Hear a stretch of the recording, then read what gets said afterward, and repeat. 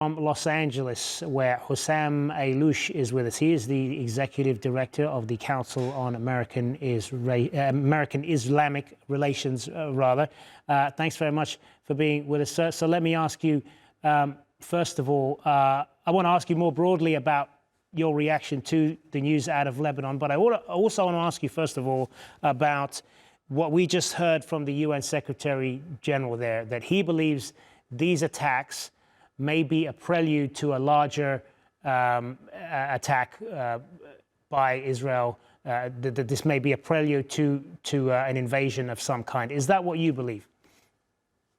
It is certainly hard to predict. The Netanyahu government, and specifically Netanyahu, has been talking about a moment of truth, basically, of attacking Lebanon. This is the moment of the full-scale war on Lebanon. It's hard to predict. Other news reports have indicated, coming from Israeli news sources, have indicated that this is possibly an action taken when there was a risk of exposing this clandestine infiltration that has happened. So it is hard to predict when you're dealing with Israel. It is certainly an escalation, no debate about it. Where it takes that region, we don't know. I want to ask you as well, do you fear that this is going to escalate further in some way? I mean, we've heard a lot of talk about the need for things to damp down. We've heard a lot of earnest talk from various diplomats today about trying to find a negotiated solution to this. But when we look at what's been happening over the last couple of days, when we look at these pictures, the reality is far different. Sure. I mean, it is certainly an escalation in that region, in the Lebanese front, if we can call it that way. But it's certainly not an escalation as a whole. It's not a new low. After all, the world is watching a genocide executed by Israel in Gaza and the rest of Palestine. So it is not a new low, in a sense that Israel has continuously put the lives of civilians at risk. You know, when you send explosive devices into people's homes, into the supermarkets, that is a war crime. That is targeting children, women. It is one thing to have a war with fighters where it belongs, but not in people's homes, not in supermarkets, not on the streets. The problem is Israel knows it can get away with murder, literally, because it has the protection for its impunity. It has the protection of the international community, and specifically my own government. The US government has watched as Israel has targeted civilians predominantly around the world, and especially in Palestine and Lebanon, and little has been done to stop the flow of deadly weapon that Israel uses to execute its genocide. And that's going to take action from the rest of the international community, because our government, my government, is missing in action. It has decided to give up. It is its moral responsibility, especially when the killing has been done with our weapons as US and our taxpayers' money as Americans. I hope the rest of the world can put an end to this bloodshed. So what specifically would you like to see the US government do at this point that you believe they're not doing? I mean, the first thing, we should condemn the putting of civilian lives at risk. We should condemn the attempt of an all-out war escalation by the Netanyahu right-wing government, and start by at least putting a freeze on the supplying of the heavy-duty weapons that Israel continues to use, in order for the Netanyahu government to get the message that the world is fed up. Enough is enough with children being killed. We can no longer watch children, women, innocent men being killed only because Israel refuses to comply with international law and allow the Palestinians to have their own state. It is all about refusing to end the occupation.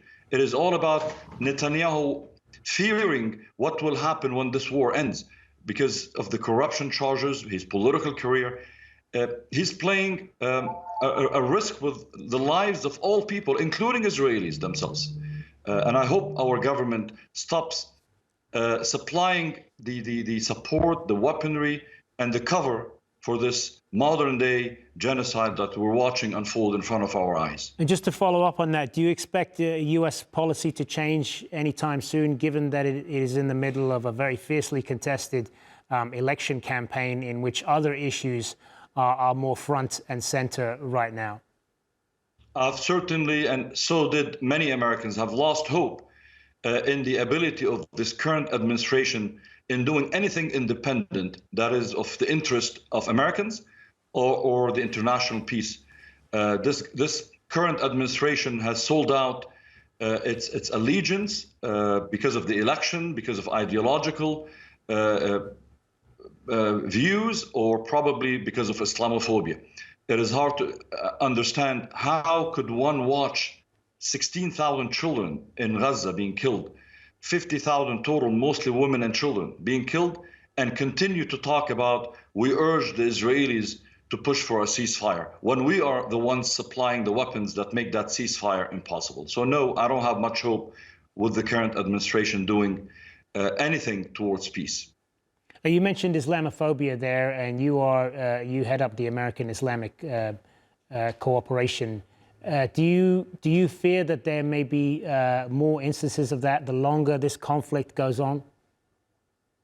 Absolutely. We've seen multiple fold of rise in anti-Muslim and anti-Arab and anti-Palestinian incidents, from the murder of young children to the targeting of mosques to the targeting of students, whether they're Muslim or perceived as Muslims, just for speaking up for peace and end of the genocide. We've witnessed Muslims being targeted at their workplace for commenting on social media in any way critical of Israel.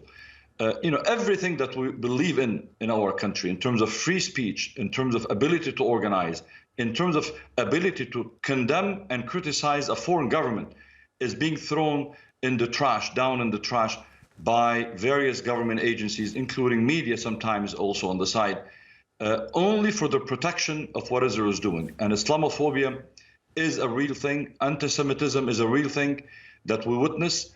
But the truth is, the attempt to silence any criticism of Israel by conflating legitimate criticism of the state of Israel and its human rights abuses with anti-Semitism, unfortunately, has been used, and it's unfortunately unacceptable. And I'm proud to say much of the voices criticizing Israel in America is coming also from many principled Jewish voices in America. So this is not just about Muslims speaking up. This is about many Americans of all walks and all backgrounds, realizing that we cannot stand still and watch as bystanders today as the whole world is being pushed into a new genocide and a new war that we haven't seen in recent history. Appreciate your perspective. Hussam Ayloush, Executive Director of the Council on American Islamic Relations. Thanks very much for being with us.